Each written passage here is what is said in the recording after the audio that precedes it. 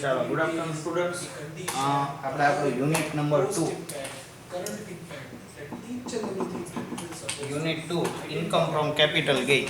આપણે અત્યાર સુધીમાં આટલા ઇન્કમ ને રિલેટેડ હેડ્સ છે અથવા તો હેડ્સ ઓફ ઇન્કમ છે એ આપણે સ્ટડી કરી લીધા. પહેલું કયું તો કે ઇન્કમ ફ્રોમ સેલરી. આપણે સેમ નંબર 1 માં તમે કમ્પ્લીટ કર્યું, સોરી સેમ 3 માં. પછી ઇન્કમ ફ્રોમ હાઉસ પ્રોપર્ટી. ત્રીજું હેડિંગ છે તમારું income from business and profession.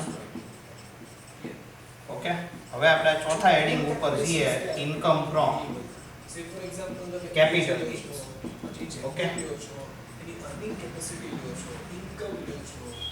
અને પાંચમું હેડ છે એ આપણું ઇન્કમ ફ્રોમ અધર સોર્સિસ, જે આપણે આના પછી આ એક ચેપ્ટર પતી જાય એના પછી અત્યારે આપણે ઇન્કમ ફ્રોમ કેપિટલ ગેઇનમાં કન્ટિન્યુ કરીએ છીએ. આ ત્રણ વસ્તુઓ તમે શું કરેલી છે, તમે કમ્પ્લીટ કરી નાખેલી છે, તમારા નોલેજમાં છે આ બાબત. હવે ઇન્કમ ફ્રોમ કેપિટલ ગેઇન, તો સૌથી પહેલા તમને ખબર હોવી જોઈએ કે વોટ ઇઝ કેપિટલ ગેઇન. તો કેપિટલ ગેઇન એટલે એવી કોઈ પણ કેપિટલ એસેટ, કેપિટલ એસેટ જેની ટ્રાન્સફર, ખાસ યાદ રાખજો આપણો ટેકનિકલ વર્ડ છે એ ટ્રાન્સફર છે, એક્ચ્યુઅલમાં એનો મીનિંગ થાય સેલિંગ, અથવા તો આપણે જ્યારે સેલ કરીએ ફિક્સ એસેટ તો એમાંથી આપણને જે ગેઇન થાય અથવા તો પ્રોફિટ થાય એ તમારે અહીંયા કન્સિડર કરવાનો છે. તો ઇન્કમ ફ્રોમ કેપિટલ ગેઇન એટલે તમારા માઇન્ડમાં એક વસ્તુ ક્લિયર થઈ ગઈ કે કેપિટલ એસેટ જ્યારે એની ટ્રાન્સફર થાય, ટેકનિકલ વર્ડ અંદર બુક્સમાં એવો લખેલો છે કે ભાઈ ટ્રાન્સફર ઓફ કેપિટલ એસેટ.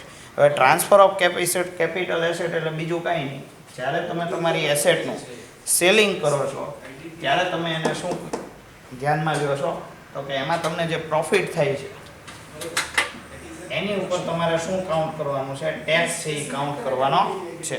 હવે તમે કહેશો કે સર આમાં કયા કયા પ્રકારની એસેટ આવી શકે, તો કેપિટલ એસેટ એટલે એક આખો વાઇડ ક્રાઇટેરિયા છે. આમ જોઈએ તો આપણને એમ લાગે કે આપણી ઓફિસ અથવા તો બિલ્ડિંગ હોય એને કેપિટલ એસેટ કહેવાય કે નહીં? ઓકે, પછી તો કે તમારી આગળ એવા કોઈ પણ શેર્સ, ડિબેન્ચર્સ, મ્યુચ્યુઅલ ફંડ્સ,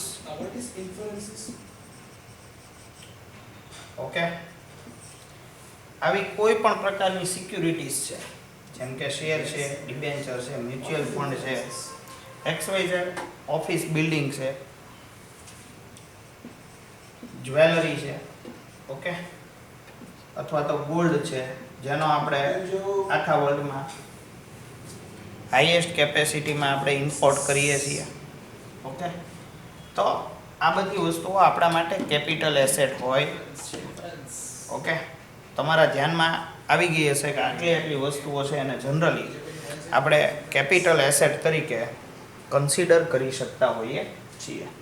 હવે એક બહુ મોટો પ્રશ્ન ગવર્મેન્ટ સામે હતો કે ચાલો બરાબર છે કે આને આપણે કેપિટલ એસેટ કહીએ અને આમાંથી જે પ્રોફિટ થાય એની ઉપર આપણે ટેક્સ કલેક્ટ કરવાનો. પણ રૂલ્સ કયા એવા કયા રૂલ્સ છે કે જેના બેઝિસ ઉપર ઇન્કમ ટેક્સ ડિપાર્ટમેન્ટ ડિસાઈડ કરે કે આટલા રૂપીસનો પ્રોફિટ થયો તો એની ઉપર આટલા રૂપીસનો ટેક્સ લેવાનો. ઓકે, હવે ઘણા બધા પ્રકારના વ્યક્તિઓ માર્કેટમાં અથવા બજારમાં અવેલેબલ હોય છે. હવે અમુક લોકો રીચ એટલે કે ખૂબ જ ફાઇનાન્શિયલી વેલ હોય તો ઇન્વેસ્ટમેન્ટના પર્પસ, ખાસ યાદ રાખજો, ઇન્વેસ્ટમેન્ટના પર્પસથી શું પરચેસ કરતા હોય છે, હાઉસ પરચેસ કરતા હોય છે.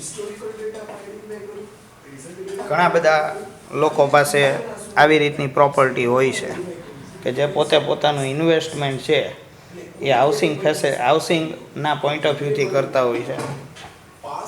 આ સિવાય આપણે ત્યાં આગળ બીજી એક બાબત પણ ધ્યાનમાં આવી છે કે લેન્ડ એટલે કે જમીનો બરાબર. તો આ પણ પરચેસ સેલિંગ થતું હોય છે.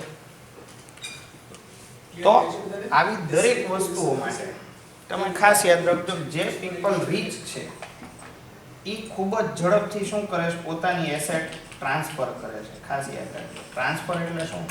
સેલ કરી દે છે. કેમ? તો કે ફાઇનાન્શિયલી વેલ પર્સન હોય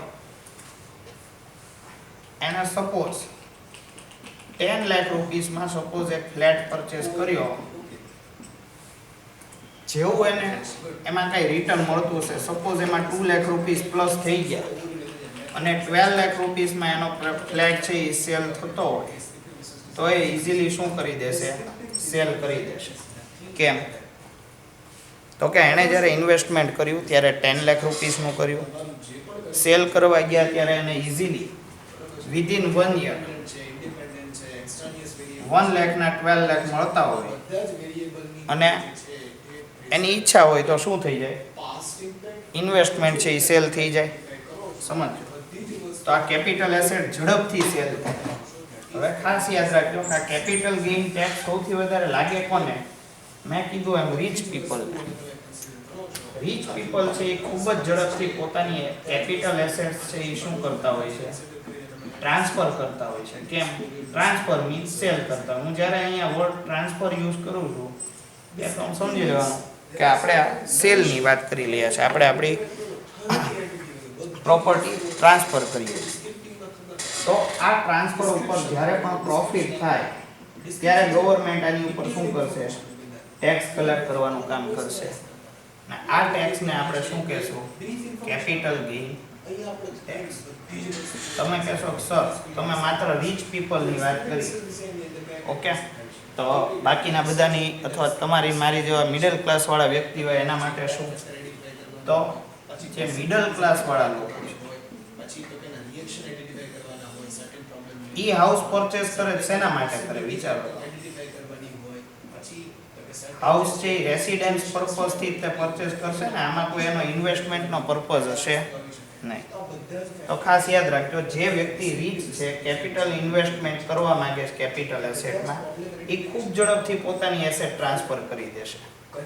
તો એની ઉપર ટેક્સ કેવો લાગવો જોઈએ? હાઈ એટલે કે વધારે. ખાસ યાદ રાખજો. અને જે મિડલ ક્લાસ છે, જે પોતાનું હાઉસ પરચેસ કરે છે શેના પર્પઝથી? રેસિડેન્શિયલ પર્પઝથી.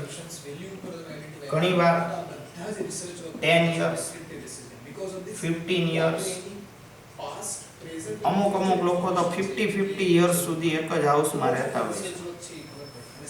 એવા લોકો પણ હોય છે. 60 યર્સ આપણને એમ થાય ચેન્જ ના કરે, ના નથી કરતા હોય. એ જ હાઉસને રિનોવેટ કરીને સતત એનો રહેવા માટે ઉપયોગ કરતા હોય છે. તો આ બધાનો ટ્રાન્સફરનો રેટ કેવો હોય મિડલ ક્લાસનો? તો કે ઈ પોતાની ટ્રાન્સફર સ્લો સ્પીડ ઉપર કરશે. જે વસ્તુ અહીંયા આગળ ફટાફટ પોતાની વસ્તુઓ વેચી દેતા હતા, કેપિટલ એસેટ સેલ કરી દેતા હતા, એની ઉપર કેપિટલ ગેઇન કેવો લાગે? હાઈ. આ બંને વસ્તુને અલગ કરવી ખૂબ જરૂરી છે. કારણ કે કોઈ પણ વ્યક્તિ ઉપર એક જ સરખી રીતે ટેક્સ લગાડવો જરૂરી નથી. સમજો. કેમ? તો કે જે રીચ પીપલ છે એની પાસેથી તમે હાઈ લેવલ ઓફ ટેક્સ છે એ કલેક્ટ કરી શકો, પણ મિડલ ક્લાસ છે અથવા તો લોઅર મિડલ ક્લાસ વાળો છે તો એની પાસેથી ટેક્સની એમાઉન્ટ છે બને એટલી શું કરવી જોઈએ? ઓછી અથવા તો લેસ લેવી જોઈએ. આટલું તમે એગ્રી થાવ કે નહીં? એટલે ગવર્મેન્ટે શું કર્યું કે આવી કેપિટલ એસેટ માટે 2 ક્રાઇટેરિયા બહાર પાડી દીધા. એ બંને ક્રાઇટેરિયા ઉપર જ આપણું આ કેપિટલ ગેઇનનું જે ચેપ્ટર છે એ ટકેલું છે. પણ આ બધી વસ્તુઓ કરવા પાછળનું આખું બેકગ્રાઉન્ડ છે એ મારે તમને સમજાવવું ખૂબ જ જરૂરી હતું, એટલે મેં તમને સમજાવી દીધું. ઓકે, કે ભાઈ જે રીચ પીપલ છે એની ઉપર એના માટે એસેટ પરચેસ કરવી એ પણ રમત વાત છે, અને એમાં પ્રોફિટ મળે એટલે સેલ કરીને નીકળી જવું એ પણ એના માટે કેવી બાબત છે? એક રમત બાબત છે એમ કહો તો પણ ચાલે. ઓકે, તો આવી રીતે કેપિટલ એસેટ છે એમાં અમુક ક્રાઇટેરિયા છે એ સેટ કરવામાં આવ્યા, અમુક ક્રાઇટેરિયા નક્કી કરવામાં આવ્યા, જેમાં કેપિટલ ગેઇન છે એ બે રીતે વેચવામાં આવ્યો. કેપિટલ ગેઇન છે બે રીતે ધ્યાનમાં લેવામાં આવ્યો. એક લોંગ ટર્મ કેપિટલ ગેઇન અને એક short term capital gain. Short term capital. હવે લોંગ ટર્મ કેપિટલ ગેઇન કોને કહેવાય? તો કે જ્યારે તમે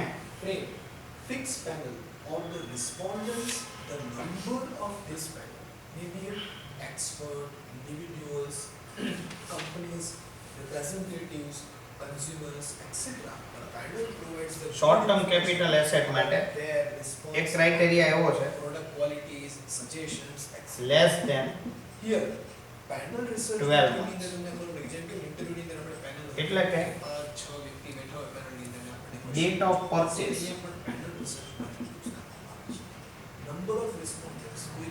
થી લઈને કોઈ પણ એસેટની ડેટ ઓફ સેલ બંને વચ્ચેનો ડિફરન્સ લેસ ધેન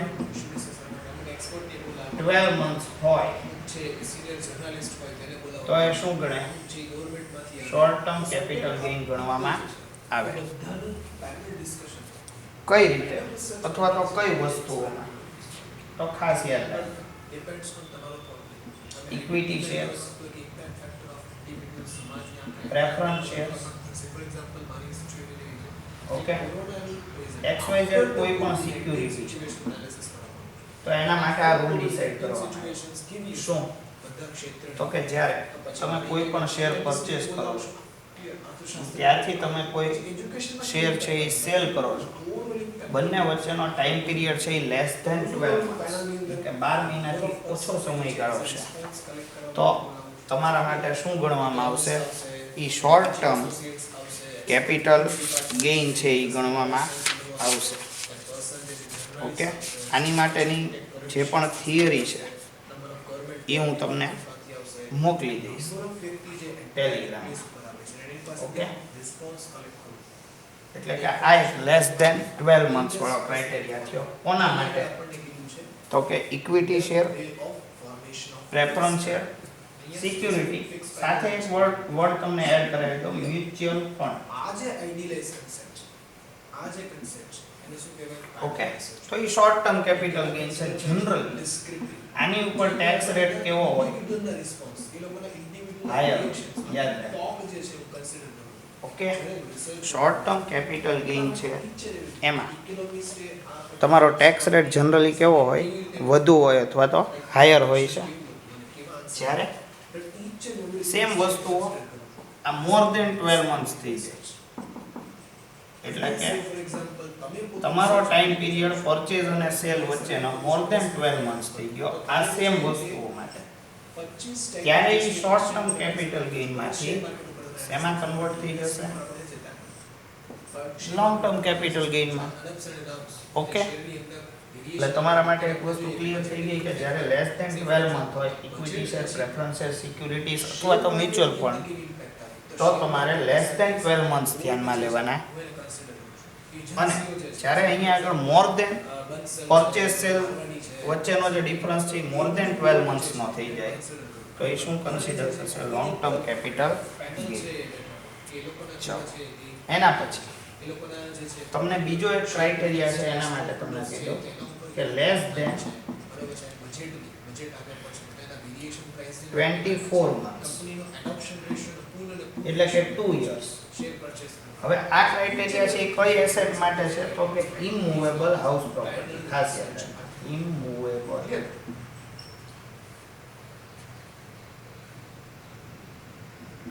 જો અહીંયા આગળ પણ તમને એક્સપ્લેન કર્યું છે હાઉસ એક્સપર્ટ્સને પ્રોપર્ટી. બોલાવીને ઓકે, રિસર્ચર્સ જે એટલે કે જ્યારે તમારી house property less than 24 months માટે તમે રાખો છો તો એ શોર્ટ ટર્મ કેપિટલ ગેઇનના ક્રાઇટેરિયામાં આવે છે.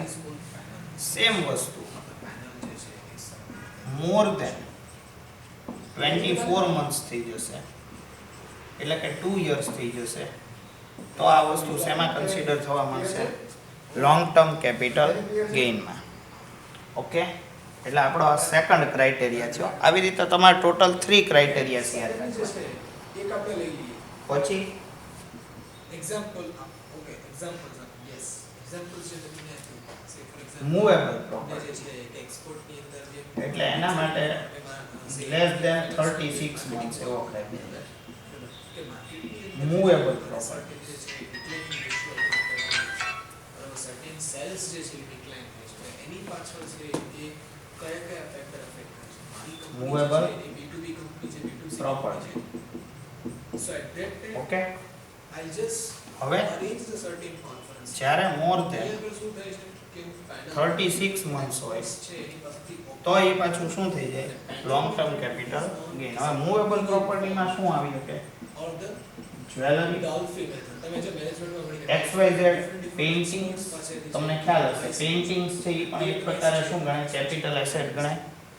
XYZ એવી કોઈ પણ વસ્તુ કે જેને તમે સેલ કરો તો એક સારી એવી એમાઉન્ટ છે એ તમે ઉપજાવી શકો છો અથવા તો તમે મેળવી શકો છો.